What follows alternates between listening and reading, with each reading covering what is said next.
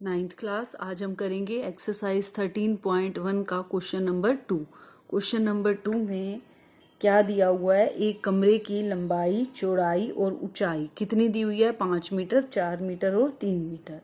7 रुपये 50 पैसे प्रति मीटर स्क्वायर की दर से इस कमरे की दीवारों और छत पर सफेदी करवाने का व्यय ज्ञात करना है। ठीक है, देखो अब कमरा है, कमरा जो है उसकी लंबाई, चौड़ाई और ऊंचाई दी हुई है, तीनों अलग अलग हैं। यानी कमरे को मैं एक घनाभ की शेप का ले सकती हूँ। ठीक है, क्योंकि इसकी लंबाई, चौड़ाई और ऊंचाई क्या है, अलग अलग है। अब हमें इसका छत और दीवारों पर करवानी है, यानी फर्श पर तो नहीं करवानी सफेदी। तो जैसे मैंने आपको फर्स्ट क्वेश्चन करवाया था, फर्स्ट क्वेश्चन में आपको अच्छे से बताया है मैंने कि फर्श की जगह अब यहाँ छत आ गया। जो फर्श का क्षेत्रफल होगा वही छत का क्षेत्रफल होगा। ठीक है, आप सिर्फ छत को देखो, आप चार दीवारों को भूल जाओ, फर्श को भूल जाओ। ठीक है, छत में क्या है, एक आयत। छत किसके आकार की है? आयत के आकार की। तो आयत का क्षेत्रफल क्या होता है? लंबाई गुना चौड़ाई, यानी LB। ठीक है, आपको लास्ट क्वेश्चन में भी समझाया है कि जो फर्श का क्षेत्रफल है वो क्या है? LB। यहाँ छत का भी यही होगा, LB लंबाई गुना चौड़ाई। चार दीवारी का क्षेत्रफल क्या होगा वो भी बताया है आपको। क्या होगा चार दीवारी का क्षेत्रफल? 2L जमा B गुना H। 2 लंबाई जमा चौड़ाई गुना ऊंचाई। ठीक है ना। तो अब हम इस क्षेत्रफल की हेल्प से किसका निकाल लेंगे? कमरे की चार दीवारी का और छत का क्षेत्रफल, जहां पर हमने सफेदी करवानी है। ठीक है, तो पहले हम कमरे की चार दीवारी तथा छत का क्षेत्रफल निकालते हैं। ठीक है, क्या हो जाएगा वो? छत का तो हो गया लंबाई गुना चौड़ाई LB, प्लस चार दीवारी का हो गया 2 लंबाई जमा चौड़ाई गुना ऊंचाई। ठीक है, अब हमें लंबाई कितनी दी हुई है? 5 मीटर। 5 और चौड़ाई कितनी दी हुई है? 4, यानी 5 गुना 4। ठीक है, ये तो हो गया छत का। चार दीवारी के लिए लंबाई जमा चौड़ाई 5 जमा 4 और ऊंचाई कितनी है? 3। ठीक है, तो ये हमारा हो जाएगा 20 प्लस 2 गुना 5 और 4 9 गुना 3।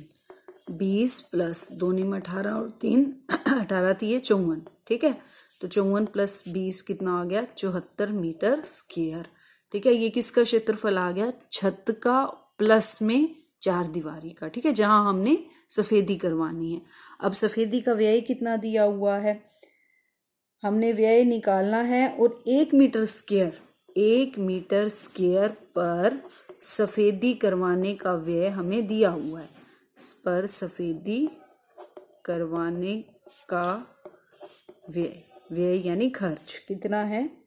7 रुपये 50 पैसे। ठीक है, तो हमने करवाना कितने पर है? हमने करवाना है 74 मीटर स्क्वायर पर सफेदी करवाने का व्यय। 7 रुपये 50 पैसे गुना 74। ठीक है, इसको मल्टीप्लाई करो, पॉइंट हटा दो, सीधा 750 को आप 74 से मल्टीप्लाई करो। 20 2 4 7 28 और 2 30। अब 7 से करो, 7 0 7 5 35, 3 7 7 49 और 3 52। ठीक है, ऐड कर दो, 5 3 और 2 5। ठीक है, अब पॉइंट लगाना नहीं भूलना। पॉइंट हमारा कहाँ है? 2 अक्षरों के बाद। ठीक है, तो यहाँ 2 के बाद पीछे से काउंट करके पॉइंट लगा दो। क्या आ जाएगा हमारा?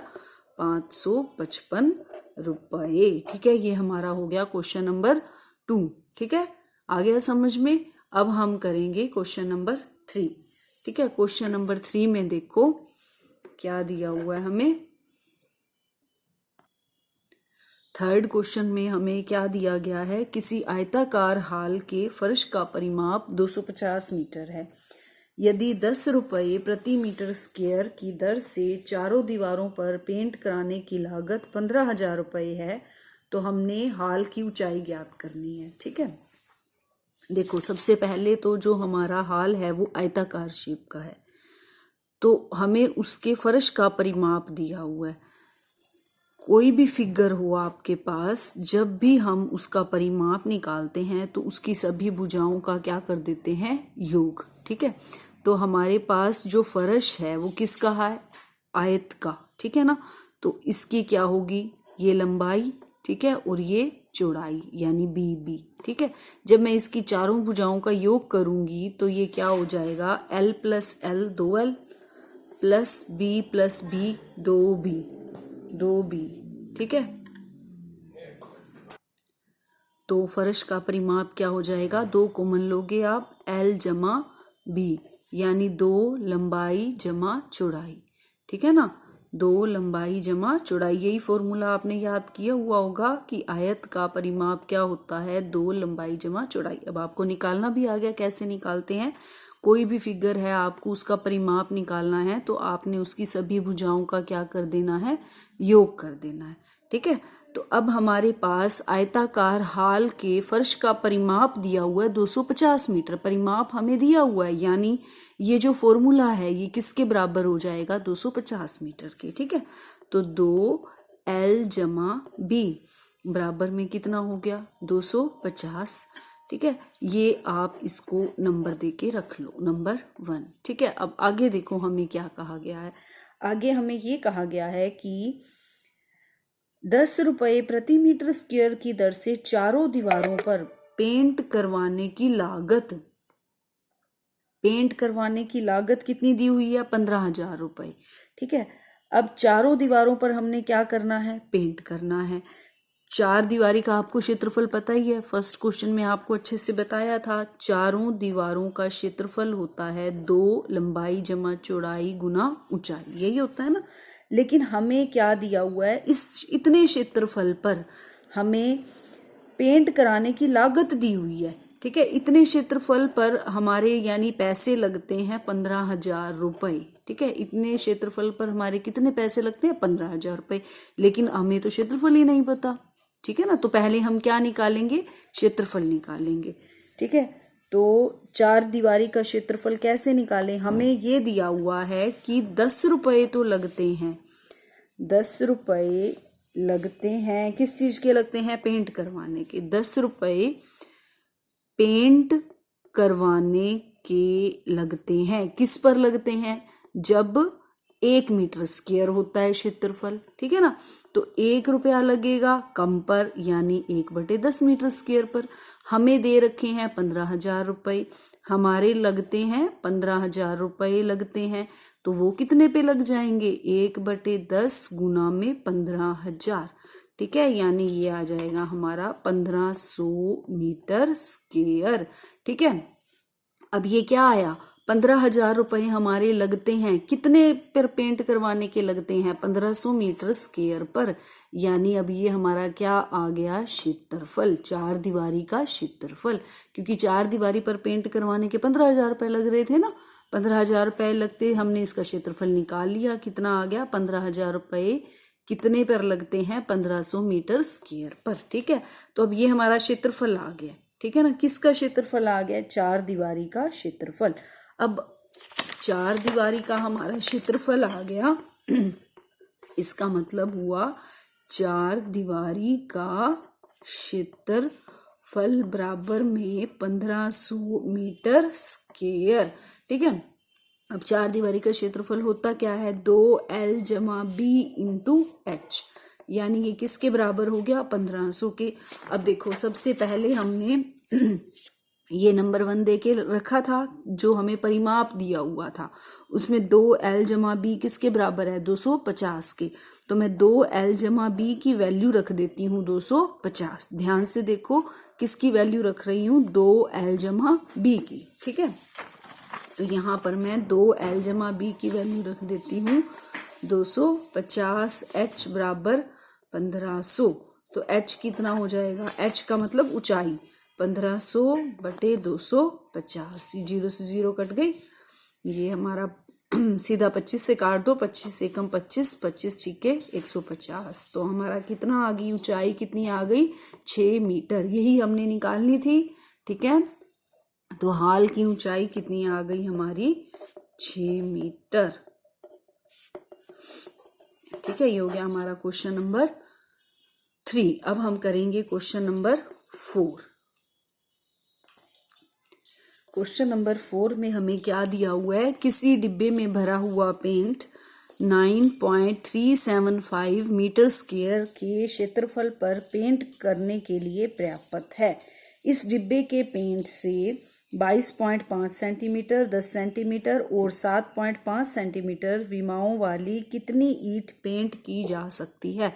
बहुत ही इंपॉर्टेंट क्वेश्चन है, ध्यान से करो। देखो, सबसे पहले तो हमें ये दिया हुआ है कि किसी डिब्बे में पेंट भरा हुआ है, ठीक है। उस पेंट से, उस सारे के सारे डिब्बे में जितना भी पेंट है उससे हम इतना क्षेत्रफल पेंट कर सकते हैं, ठीक है। और हमें क्या दिया हुआ है, हमसे क्या पूछा गया है कि इसी क्षेत्रफल के, इसी पेंट से जितना पेंट इतने क्षेत्रफल पर लगता है, इसी पेंट से कितनी ईंटें पेंट की जा सकती हैं, ठीक है। अब हमें एक ईंट का क्षेत्रफल दिया हुआ है, एक ईंट की विमाएं दी हुई हैं, यानी लंबाई, चौड़ाई और ऊंचाई दी हुई है। अब आप ईंट के बारे में सोचो, ईंट में क्या होती है, लंबाई, चौड़ाई और ऊंचाई। यानी ईंट किसके आकार की होती है, घनाभ के आकार की होती है। अब ईंट का क्षेत्रफल का क्या फॉर्मूला लगेगा। अब ईंट का अगर मैंने क्षेत्रफल निकाल दूं, ईंट की मुझे विमाएं दी हुई हैं तीनों, यानी लंबाई भी दी हुई है, चौड़ाई भी दी हुई है और ऊंचाई भी दी हुई है, तो मैं एक ईंट का क्षेत्रफल निकाल सकती हूँ। जो एक ईंट का क्षेत्रफल आएगा, ठीक है, उससे अगर मैं भाग दे दूं किससे, पूरे क्षेत्रफल से, ठीक है, तो वो क्या निकल आएगी, ईंटों की संख्या, ठीक है। तो पहले हम क्या निकाल देंगे, ईंट का क्षेत्रफल। ईंट की लंबाई क्या दी हुई है, पहले यहाँ लिखना है आपने, ईंट की लंबाई दी हुई है 22.5 सेंटीमीटर। ईंट की चौड़ाई यानी L हो गया ये, और चौड़ाई यानी B हो गई, B क्या है 10 सेंटीमीटर, और ईंट की ऊंचाई यानी H कितनी दी है 7.5 सेंटीमीटर, ठीक है। अब मैं ईंट का क्या निकाल लेती हूँ, क्षेत्रफल। अब ईंट में आप सोचो सब कुछ होता है हमारे पास, ठीक है। ईंट का जो नीचे की सतह होगी उसका क्षेत्रफल क्या होगा, लंबाई गुना चौड़ाई LB, ठीक है। जो उसकी चारों तरफ की जो शेप है, जैसे मैंने आपको गत्ता दिखाया था ना, तो फर्स्ट क्वेश्चन में जो 4 दीवारें हो गई, यानी जो उसकी चारों तरफ की शेप है, उसमें एक का क्षेत्रफल क्या था हमारा, LH है ना, प्लस LH, और दोनों सामने वाली का BH प्लस BH, ये था ना। और ऊपर वाली सतह का हो जाएगा क्या, LB, लंबाई गुना चौड़ाई, ठीक है। तो ये LB और LB कितना हो गया, 2LB, LH और LH कितना हो गया, 2LH, और BH प्लस BH कितना हो गया, 2BH, ठीक है ना। अब इसमें हमने किसी चीज को नहीं छोड़ना था, ना ही हमने फर्श को छोड़ना था, ना ही हमने छत को छोड़ना है। अब ईंट की सतह कितनी होती है, नीचे की सतह, ऊपर की सतह है ना, और चारों साइड की सतह है ना। तो टोटल सतह कितनी हो गई, 6 ना। तो 6 क्षेत्रफल लिखे हैं, 1 2 3 4 5 6, ठीक है। तो अब इनको ऐड कर दिया, इसमें से 2 कॉमन ले लो, लंबाई गुना चौड़ाई LB, चौड़ाई गुना ऊंचाई BH, और लंबाई गुना ऊंचाई यानी LH, ठीक है ना।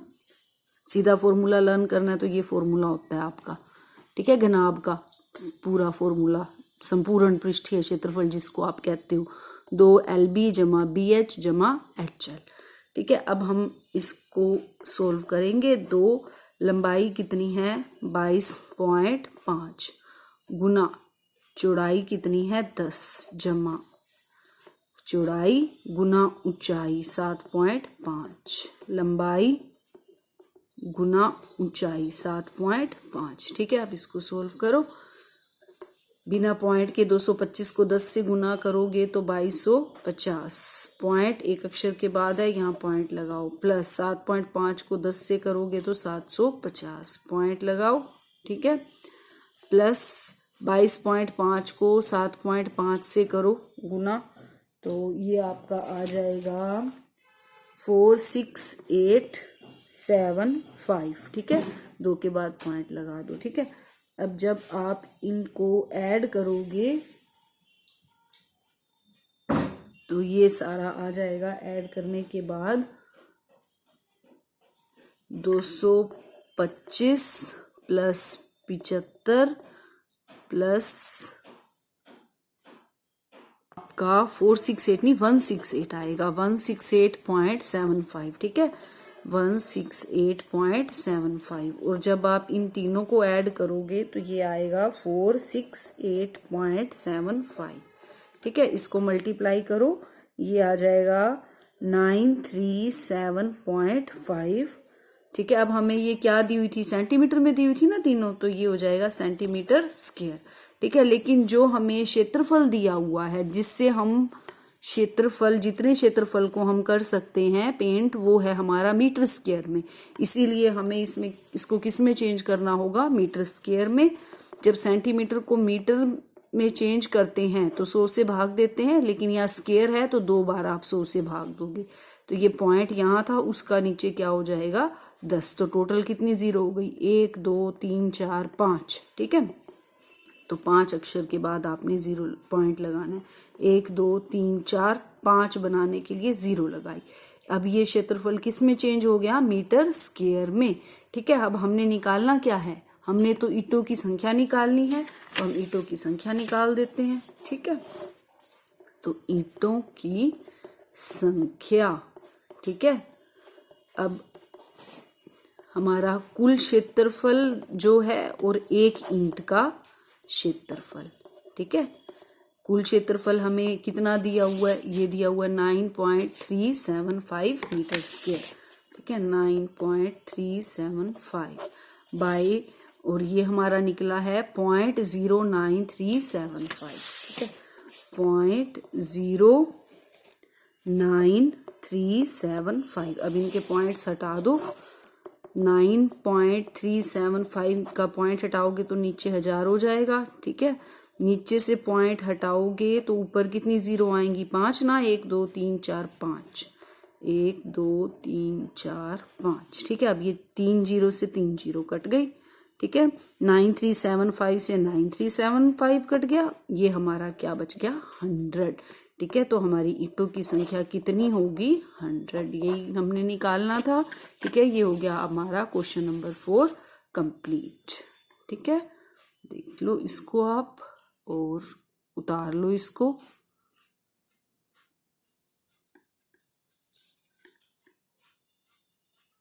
ठीक है। आपके क्वेश्चन नंबर 4 तक कंप्लीट हो चुके हैं, ठीक है। अब इसके आगे के लिए सी यू नेक्स्ट टाइम।